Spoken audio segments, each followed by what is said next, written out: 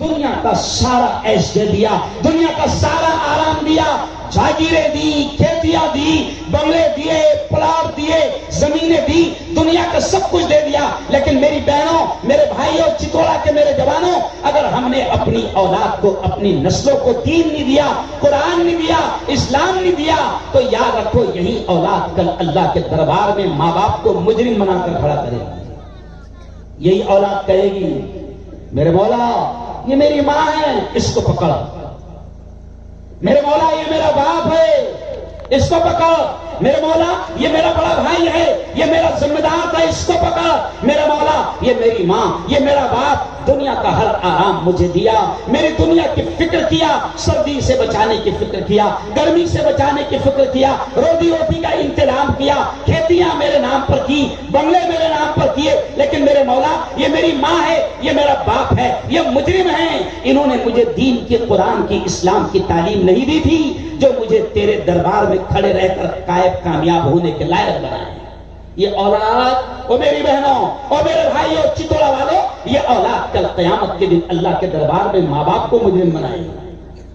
اس لیے میں نے قرآن کی ایک آیت پڑھا، میں بہت اہم باتیں آج کہنے والا ہوں، اور اللہ کہہ رہا ہے۔ ہم تو کوئی تقریر یاد نہیں کر کے آتے ہیں، اور بس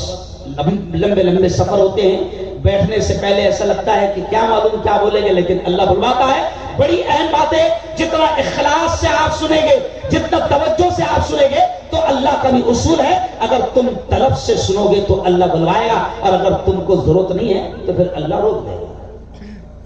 تو میں نے قرآن کی ایک آیت پڑھا، کیا آیت؟ یا ایھا الذین، اللہ بڑے پیارے انداز میں کہہ رہا ہے، یا ایھا الذین آمنو، اے وہ لوگوں جو ایمان لے آئے، اللہ کہہ رہا ہے اے وہ لوگوں جو ایمان لے آئے، اللہ ایمان والے مردوں سے بھی کہہ رہا ہے، اللہ ایمان والی عورتوں سے بھی کہہ رہا ہے، کیا کہہ رہا ہے اللہ؟ قو انفسکم، او میرے بندو، اللہ کہہ رہا ہے او میرے بندو، او میری بندیوں، قو انفسکم، اپنے آپ کو بھی بچاؤ اور اپنے گھر بار والوں، اپنی اولاد کو بھی بچاؤ نارا جہنم کی آگ سے، اللہ کہہ رہا ہے۔ ابھی دیکھو سردی آنے والی ہے، ایک ماں ہوتی ہے نا، مولانا حافظ صاحب، ایک ماں ہوتی ہے،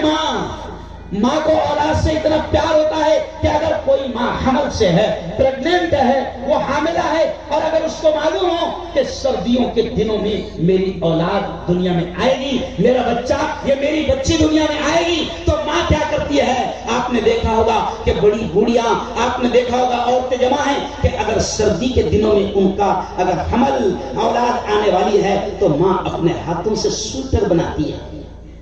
کہ میرا بچہ سردی سے محفوظ ہے۔ گرمی کے دنوں میں اگر اولاد پیدا ہونے والی ہے، گھر میں بچہ جنم لینے والا ہے، تو ماں باپ مل کر اس کے لیے کولر کا انتظام کرتے ہیں، اور ماں باپ کو اتنی محبت ہوتی ہے کہ باپ نے کبھی کولر میں زندگی نہیں گزارا، ماں نے کبھی کولر میں زندگی نہیں گزاری، لیکن تمنا ہوتی ہے کہ ہم نے جو تکلیف برداشت کی ہے وہ بچوں کو نہ ہو۔